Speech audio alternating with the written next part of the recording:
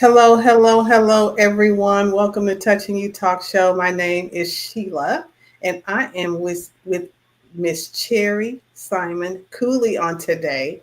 And it is such a pleasure and an honor to meet you. How are you today, ma'am?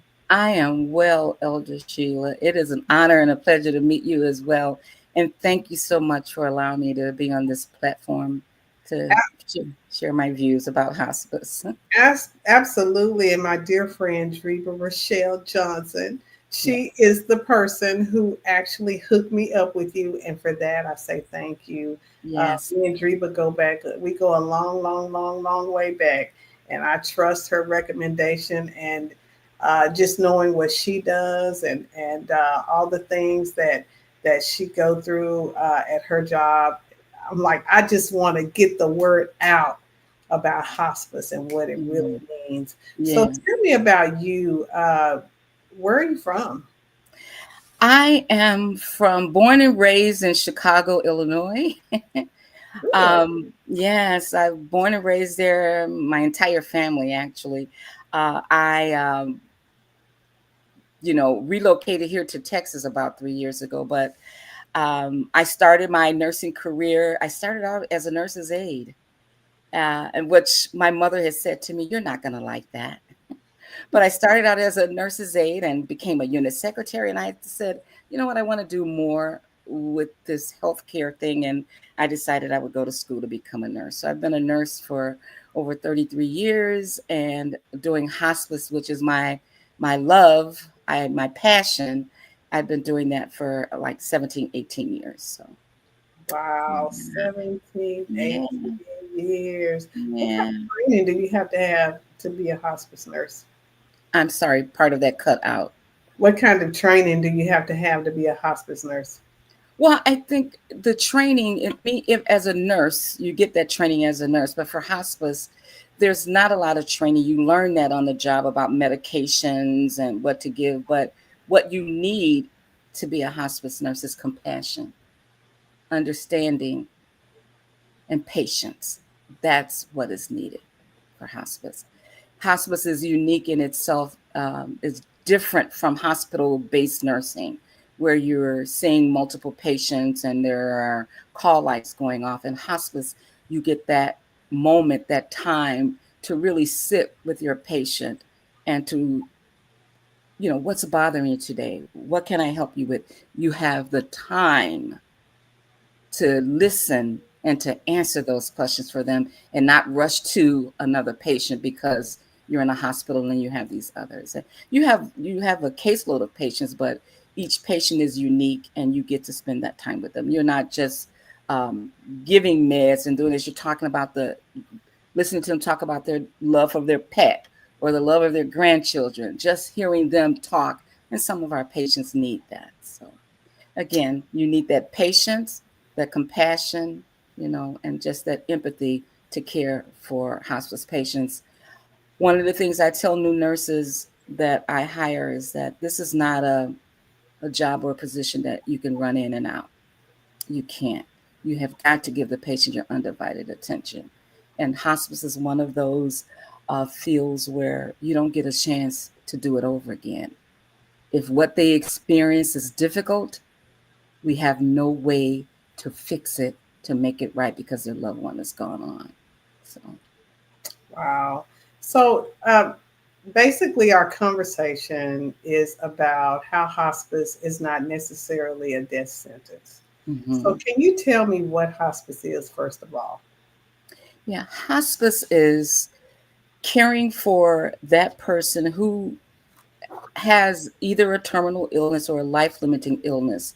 It doesn't mean that you're coming on and you're giving up to die. It means that you've chosen hospice not to seek any more aggressive treatment, that you've come to terms, so to speak, to what is happening with you, but you want to live the rest of your days comfortable. And if you can, you know, to be able to be strong enough to do the things or continue to do those things that you were doing to a degree. So it's not necessarily you come on hospice and, okay, I'm on hospice and I die. I just give up.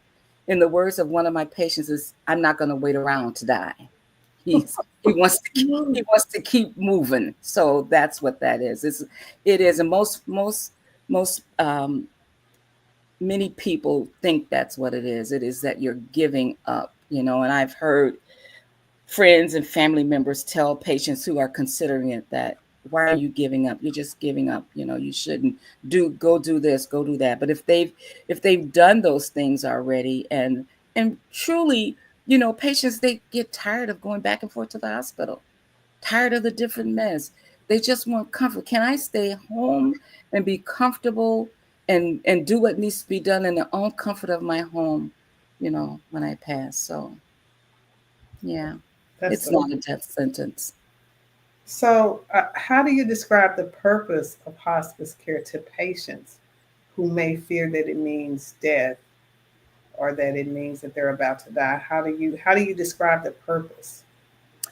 Well, what I typically tell patients is that if you're still viable to do the things that you're doing, you are not sitting around waiting to die. Hospice is, the word in itself doesn't mean that we're grim reapers, or, you know, we're here watching the time, you know, that you pass. I always say, what is it that, it's not about me or the company that I work for, it's you. And what is it that you want? You know, and I've had patients tell me a variety of things that they want to have done or they want to continue to do at this point. And my purpose is to say, this is how I can help you get to that. Number one, if it's lung cancer and you're still smoking and you're having difficulty breathing, I know you say, hey, why should I quit now? I've got the lung cancer, but you're having difficulty breathing because you're still smoking. And if you want to get down the stairs to get to that brand new car that you just bought, that's how you can do that. We need to work on those things, you know. So showing them and telling them, you know, what they can still do, and not just sit around and wait for the shoe to drop, you Yeah. know. I'm asking you, what is it that you want me to do outside of me curing you? I can help support you, and so that you can continue to do those things that you've been doing before this life limiting illness or this disease, you know, came upon you. So, at your company, is your hospice? Is it are all the patients at home or? No, no, we hospice services patients wherever they call home. That can be a transient hotel, that can be at their sister's house, it can be a nursing home, an assisted living facility. Wherever home is, that's where hospice goes. Wow, that's amazing. So, how does hospice care focus on quality of life rather than just end of life? So, the quality of life is, a lot of times when I ask patients looking at their loved one, I always ask, what was this person like before they became sick? That's how you define that quality. You know, and you get the stories of, you know, oh, my mom was this glamorous person. Every day she got up, she put the makeup on, she did this. Or my mom was a go-getter. She worked up until she worked with, you know, this breast cancer for many, many years. She just kept going. So that quality of life, and to see her now kind of asking, you know, that person who can't speak for themselves, do you think this is what they want? And for that person who is not at that point, that still wants to do that, how can we help you do that, and how we can help you do that if that symptom is stopping you from being able to go out to lunch or to dinner because it's some nausea or it's vomiting or it's diarrhea or it's constipation. That's where we come in to help talk to you about different medications that we can use, and even have our other members of the team, because hospice is a team approach to caring for the patient. It's not just the nurse. You have the physician, the social worker, the chaplain, the nurse's aide. We're all a team. We all come in to provide this service to you to help you get through the not only the patient but the family too, to get through this time in their lives. That's amazing. So, can you share examples where patients live longer and had a better quality of life after starting hospice? Absolutely. And I want to tell you that Usually when that does happen, and it happens often, we do call it the hospice effect. And the reason the reason being is that you have, unlike a patient being in a hospital, the nurses in and out, the doctors in and out, you have this team who's coming to visit you. They are not rushed, they're taking their time to do what they need to do. And again, the team is coming in and asking you what it is that you want us to do for you. We're the experts, but it's not about us, it's about you. What is it that you want us to do? And we work together to formulate that plan of care to help you. And yes, we've had patients that have been on hospice 5, 6 years. They Wow. still, and now granted, they have to qualify every 90 days. They have to be recertified and they have to qualify. And they do qualify. They have this illness. And even though the doctors say 6 months or less, what I like to tell patients, that's a science. That's what science says, but it's what God says. Absolutely. Yeah. So hold on to that, keep your faith, and then allow us to come in and let's work together to, so you can get to go out and go to those weddings and those birthday parties that you want to. We work together to do that. So, what are some of the biggest misconceptions you hear about hospice care? Uh, Dr. Sheila, the biggest one is that hospice hospice kills people. So, it's not like Nurse Ratchet. No.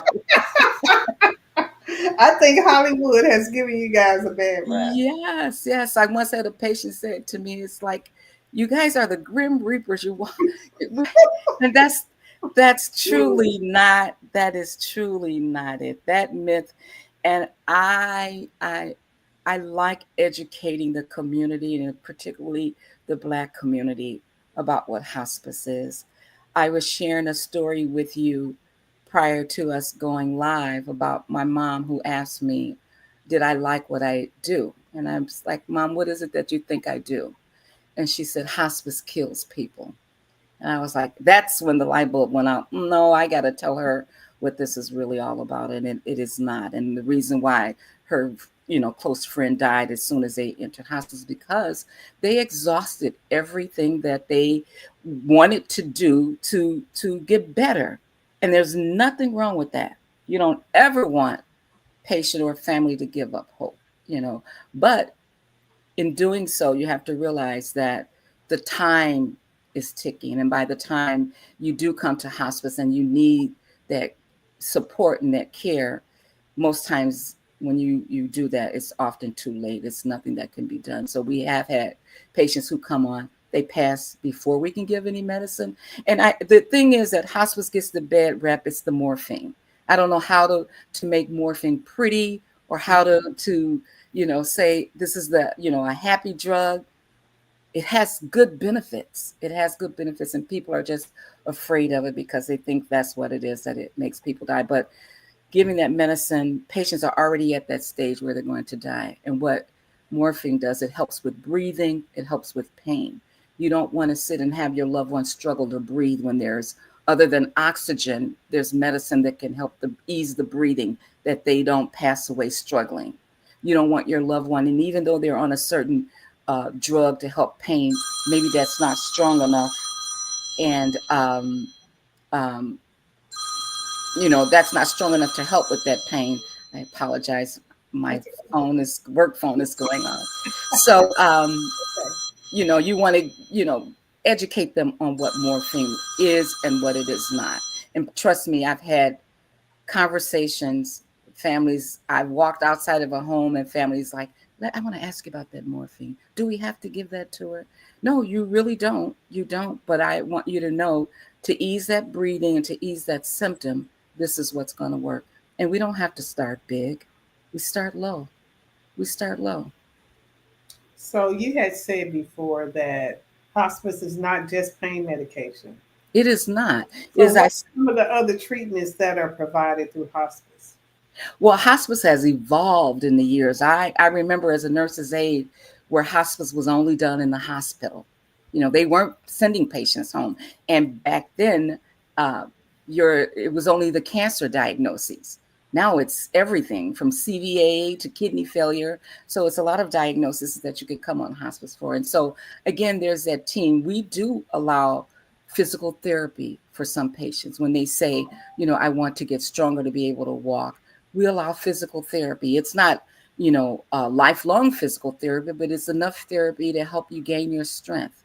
We do have patients who sometimes have to go to hospital to get some IV hydration because what's not happening, at home, they do that. So, and then again, you have the other members of the team, the social worker, where you've got that family or that patient who's worried about the bills and, you know, this or that. A social worker comes in and helps them with other resources. The chaplain comes in and talks them through what's happening at this stage of their life, and connects them with a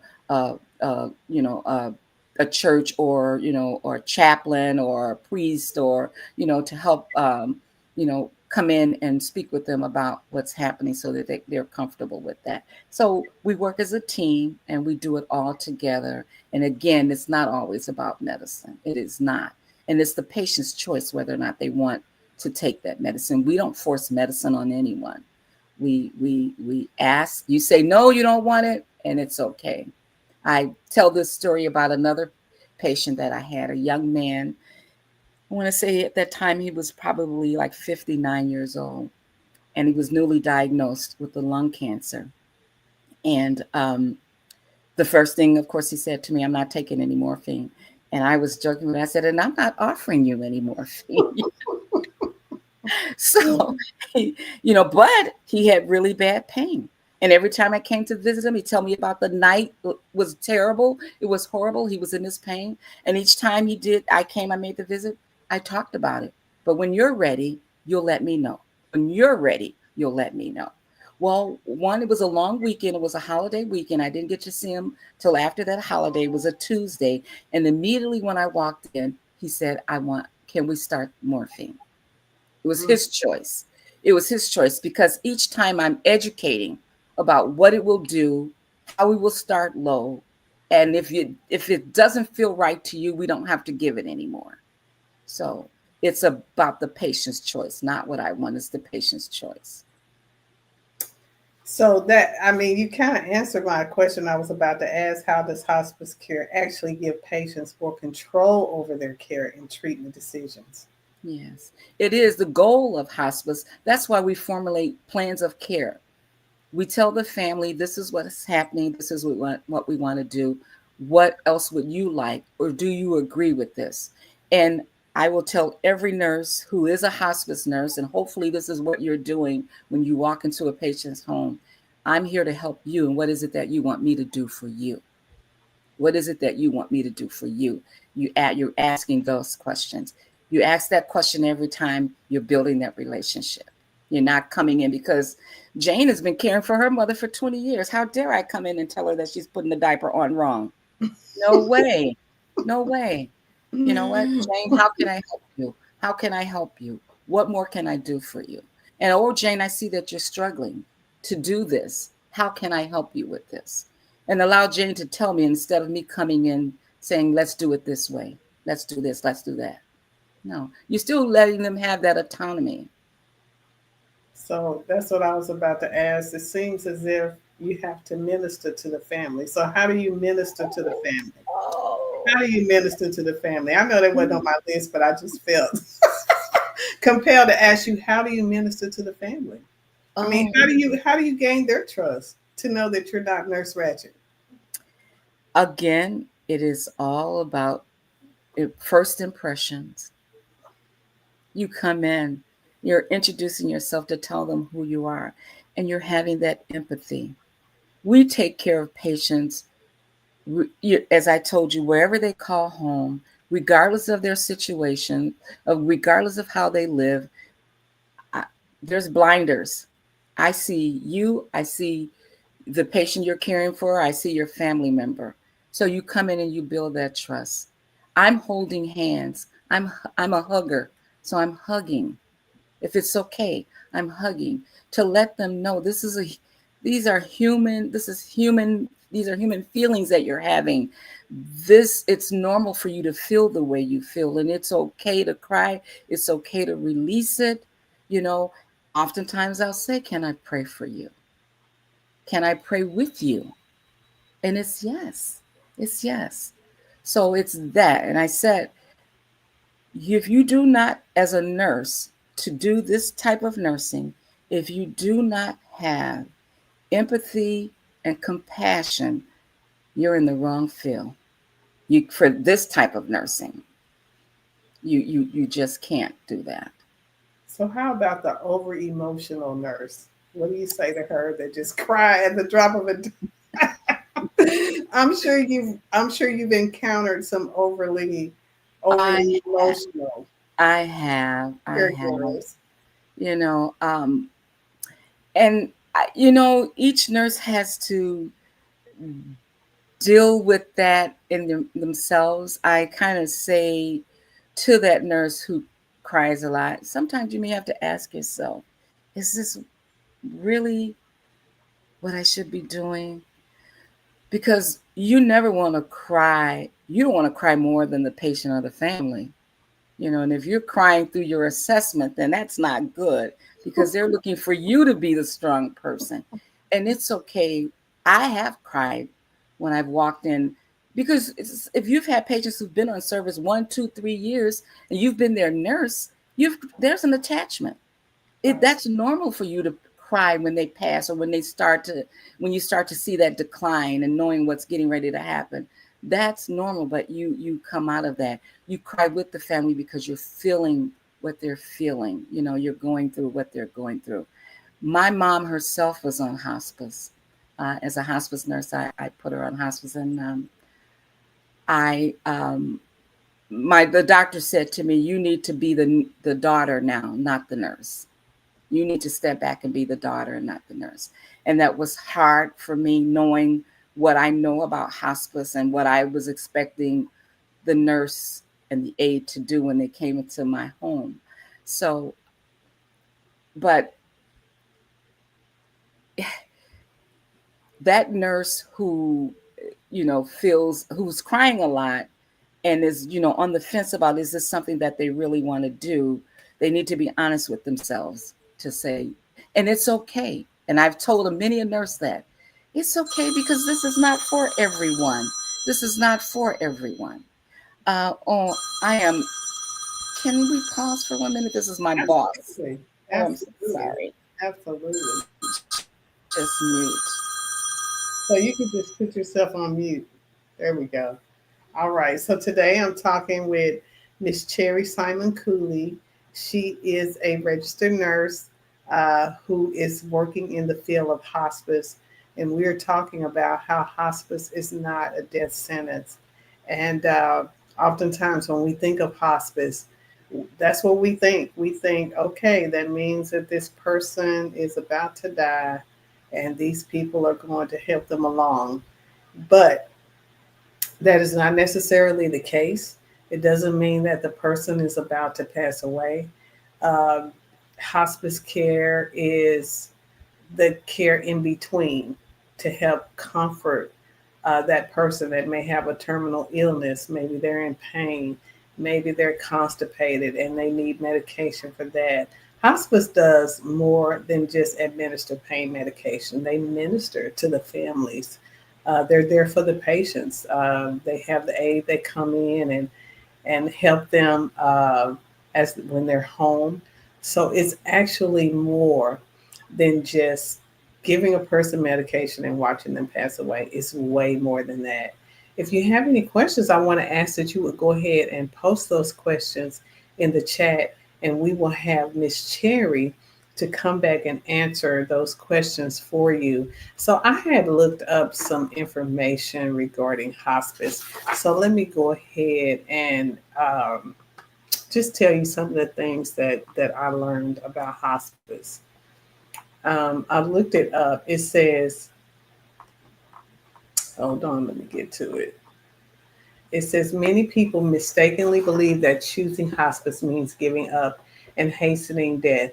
In reality, hospice is not about death, but it's about life, comfort, and dignity. So the focus is on quality of life and not length. Hospice care shifts the focus from aggressive treatments to comfort, symptom relief, and emotional support. The goal is not to prolong or shorten life, but to help patients live as fully and comfortably as possible in their remaining time, which is very important. Secondly, patients often live longer when they have hospice care. Studies show that some patients may even live longer under hospice care because pain and symptoms are better controlled. So we definitely want our loved ones to not be suffering and in pain. Stress and hospitalizations are reduced. Now, I know many of you have been in the hospital before, and you know that when you're in the hospital, they have that blood pressure cup on you. It's squeezing and squeezing and squeezing. It's going off every 30 minutes. You actually get no sleep and no rest. In the hospital, they're constantly sticking you with needles, they're drawing blood, they're taking x-rays. You just don't get the rest you need sometimes when you're in hospitals because they have to keep coming in and out and doing all the things that they do when you're in the hospital. So studies show that some patients may even live longer because stress and hospitalizations are reduced. So Cherry, I'm sitting here kind of talking about some of the things that I had learned And and I I read up. totally apologize. We had another patient to pass, and so we're just following up to see what happened. I do apologize that I had to Oh, interrupt. okay. That's okay. So one of the other things, patients often live longer. Patients receive more emotional and spiritual support. So Yes. we were just talking about how hospice is not just a death sentence, Hmm. and it's not just for final days. That's another thing that Yes. I've learned. It's not Yeah, just for the final days. Many it people is. think hospice is only for the last days or hours, but Yeah. hospice care is available for months, which you Yeah. just said you had a Yeah. patient that lived 6 years, often starting with a doctor when a doctor believes someone may have 6 months or less to live. Some patients graduate from hospice if their Hmm. condition stabilize and improve. So tell us about graduating from hospice. What does that mean? So what happens is, let's say that patient has been in and out of the hospital several times, and it's what's called an exacerbation of a symptom that they think, oh, this is, it's really grave, and the doctor thinks that they won't, make it past 6 months. Well, it was an exacerbation of that symptom. And again, it's the hospice effect. They get admitted to hospice, they get the care, that service that they need, the visits from the nurse, the social worker, the chaplain. And when there's time to recertify, we don't see any more decline. That person has not necessarily went back to their normal state, but they're improved enough to no longer meet that the doctor says, now I think this patient's going to live longer than 6 months, you know. And so then they graduate. We say we have to discharge them, because they no longer meet the criteria to remain on hospice. I So bet that's the good thing. I bet that is so amazing when that happens. Yes. Well, but sometimes it's almost the opposite. When we say that we have to take them off, they don't want to be off because Mm, again, you've all of this attention is focused on you, and medications, visits, long conversations, hospice aid bathing you, you're getting that. And now it's even family members, they have to go back to that quote unquote normal state, and they don't have that support anymore. So sometimes that's hard for them. And believe it or not, sometimes they fight to stay on.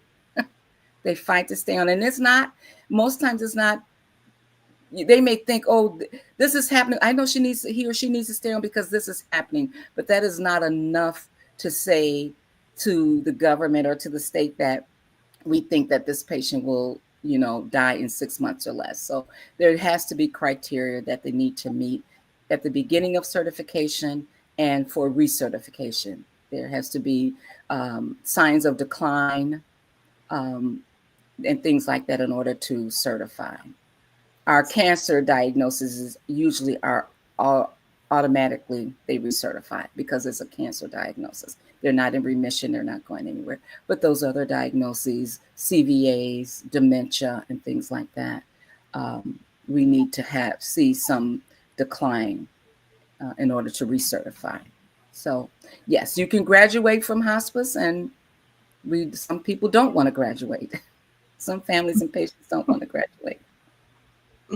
So, without sharing names, can you share a story of a patient or a family who experienced the benefits of hospice in a way that changed their perspective? Oh yes. I've got several from long ago, but recently with this company that I'm with now, this was actually like last summer, and was she was fairly young. She was in her early 60s, and she had a good support system. But when we came in, our hospice team came in to care for her, manage her pain. The aide came in to give the bath and that. They fell in love with our social worker and our chaplain. Um, in the end, what the husband said to me was that I have a new found respect for what hospice is and what you guys do. To see it firsthand, you know, you've changed our lives. His daughters, they couldn't stop hugging me. You know, we thank you. You educated us. You've told us and shown us a lot, and what it means for a patient being on hospice, and to know that their mother, his wife, was in good hands, and that hospice was not all the talk that people said it was. It's more than that. You guys do. People need to see what it is that you really do when you're with patients. You know, you I, w- things like I don't know, things like it's just something just really so simple as rubbing feet rubs or back rubs, or I had one aide who was polishing the patient's fingernails. So those kinds of things, that's not about someone dying that we're giving medicine, we're turning them and doing this. It's those other things, combing their hair and making them look, you know, presentable or beautiful again, where the husband walked in and says, that he said, that's the lady I married. That's the lady I married, So it's those kinds of things, Elder Sheila. It is, and on more than one occasion, families have said to me, we couldn't have gotten through this if it wasn't for you guys. We wouldn't have been able to get through this if it wasn't for you. So we've had some beautiful testimonies. Yeah. So, you had mentioned that in order to get approved, is all hospice care approved through the state or the government? It's the government. So there is a benefit under Medicare, the hospice benefit under Medicare. That is, it's even though hospice is, as I say, coming of age now, where more and more people are using it, it is still the most underused portion of the Medicare benefit that's not used, for those patients who have those life-limiting illnesses. And so what Medicare says is that in order to qualify for hospice, the doctor has to certify that you have uh, a life-limiting illness and that you have 6 months or less to live. But there's a caveat in there: provided the disease takes its normal course. And that normal course can change with the hospice effect, because now hospice is in, we're managing, the patient is doing better. Now they're eating. Now the nausea is controlled. Now the pain is controlled to some degree. Patients sitting up now, having conversations with family, maybe even getting out. And so, do they still have a life-limiting illness? Yes. But of now that hospice is there, um, they're doing better, and we look at it in 90 days again to say, okay, does this patient still meet that criteria that qualified them from the beginning to stay on hospice? And it's the subtle things that maybe the layperson wouldn't see that says this is why they get to stay on hospice. Because even though mom is sitting up now, guess what? She's not sitting up by herself. She's leaning. Mm-hmm. You Mm-hmm. know, she can't hold her weight up. That's Mm-hmm. a change. That's a Yeah. change. So that we have, the nurses have to be keen to those subtle things to document, to say that there are changes with this patient and therefore they still qualify for hospice. Or it can be the reverse. There have been no changes over the last 90 days and they no longer qualify for hospice. Yeah. So, how do you discipline your disappointments? Meaning, I know you see a lot of death. You know, as a hospice nurse, you do see people transition. You do get close to them. You do find yourself, you know, feeling like they're a family member. How do you discipline your disappointments? Oh, that's a tough question. Let me ask you this: do you all have like regular counseling sessions? Do you is that required for a hospice nurse? We do, during IDT, we get a chance to talk about the patient and that relationship that we had. We also, as a team, have our own little group to be able to go in and talk. We talk at the end of the day about what transpired in visits during the day, and that allows people to talk. We do a chat where the team members come in and they say, it was a pleasure taking care of her. I don't know what I'm going to do now that I don't get to see her every day, those kinds of things. And so for the most part, the team pretty much can handle it. I've only seen one instance where I had a team member that really, you know, not only just the team member, but this patient was in a facility, and that facility nurse that had been caring for that patient that long really broke down that counseling. We had to have our chaplain come in and do some counseling and talking with them about the loss. So. Yes, we do. We try to take care of each other, in this process. Because you're dealing with death and dying every single day. And how do you turn emotions on and off? You know, it's Wow. hard. You have to go home to your family. I know in the beginning when I became a hospice nurse, I can recall when I first became a hospice nurse that in that weekend I literally had 4 deaths when I was on my own, and they were back to back to back.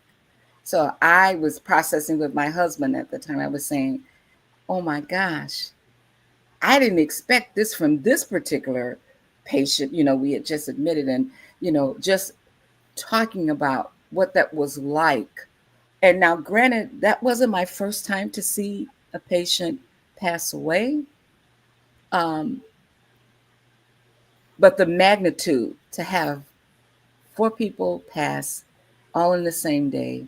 And again, it goes back to being that new nurse, how strong you are, what your core beliefs are, and how, the empathy and compassion that you have to be able to care for them is what you have to be able to withstand that. So, yes, I had the 4 deaths. I talked about it for several days, but it also helped me prepare for future patients who were going to pass away.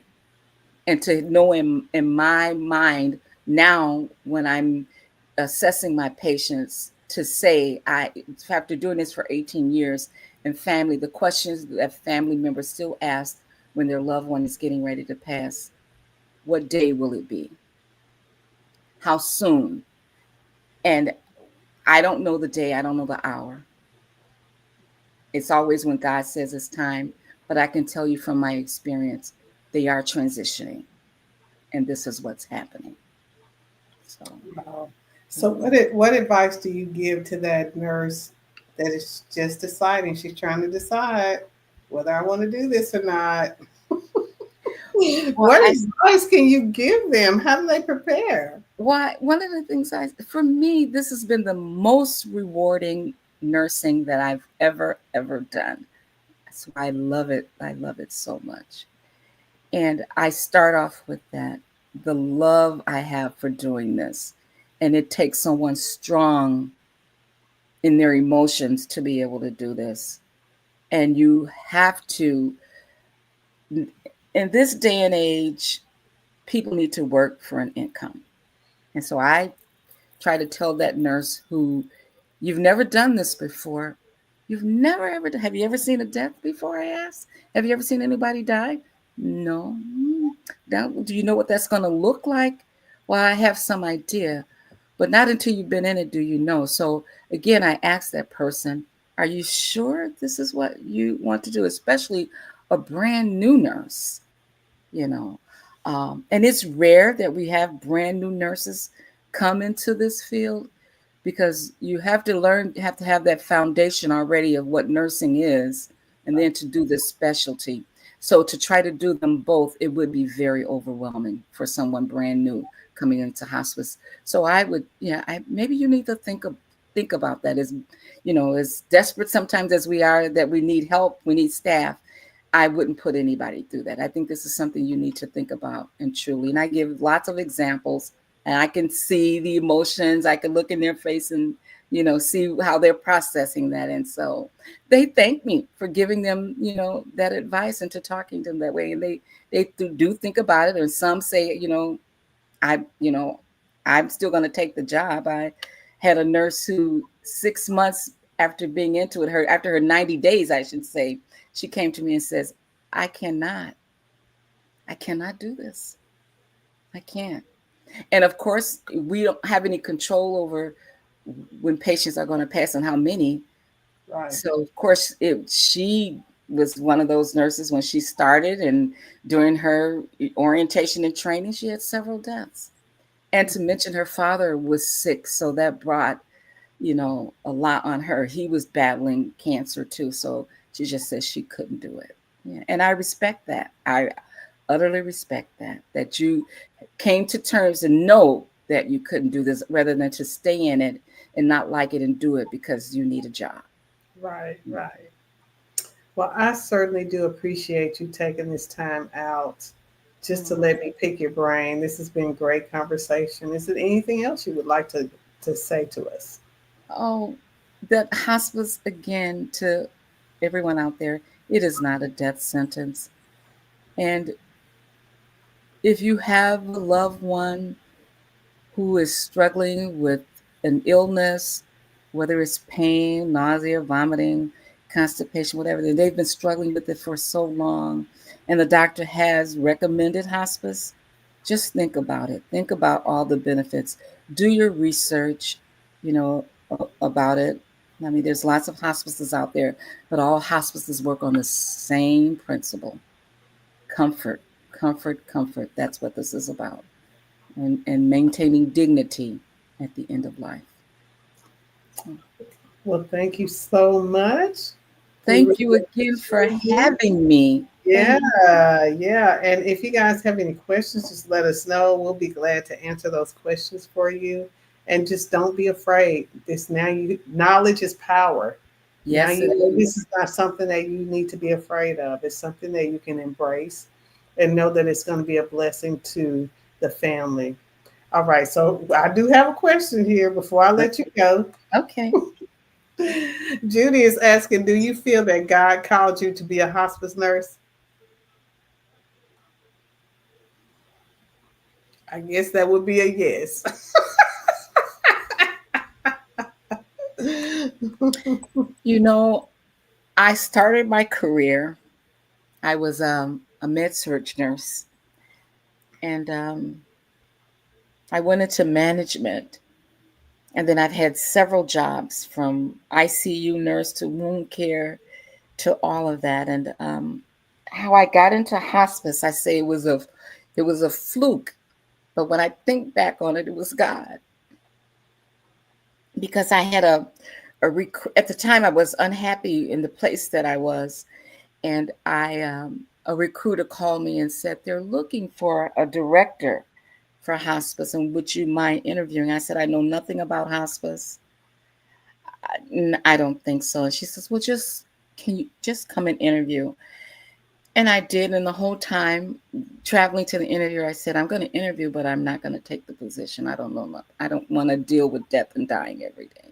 So I interviewed, and I think it went well. The next day they said, can you come back for the second interview? And I go to myself, yes, I'm going to go, but I'm not going to be a hospice nurse. I'm not going to take the job.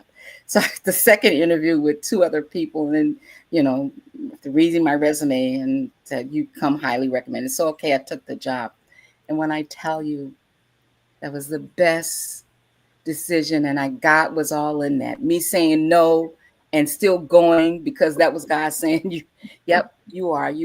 Because the other piece of that is that I prayed to be in a job where I could have weekends off to be able to go to church, and so this call to come and do hospice, and I learned it from the best people and some of the best institutions that you could be in, to learn the bells and whistles about hospice. And I just absolutely love it. This is the best thing that I've ever done. And yes, this is God's calling. I've worked even as a supervisor, and I'm rounding in the emergency room, and somehow people just look at me and say, as I'm speaking to them, how's it going? How's everything? They just ask me, can you pray with me? Can you pray for me? And so those affirmations told me that God said this was my calling. And yes, this is not just a job, it is a ministry, because we're ministering to the ill, to the sick, and to the dying with compassion. And it sounds like duty is still calling. So Yeah, because I retired. I retired 2 years ago and moved here to Texas, and thought I was just going to sit around, but I was like, oh no, I cannot do this. So I went back into nursing. I went back into hospice. nice. Yeah. Well, okay. Well, we really appreciate you and all that you do. And hopefully, this discussion has been encouraging to someone else. And again, if you have any more questions, just let us know and we will answer. Again, this has been Touching You Talk Show. Have a great day, everyone. All right. Thank you.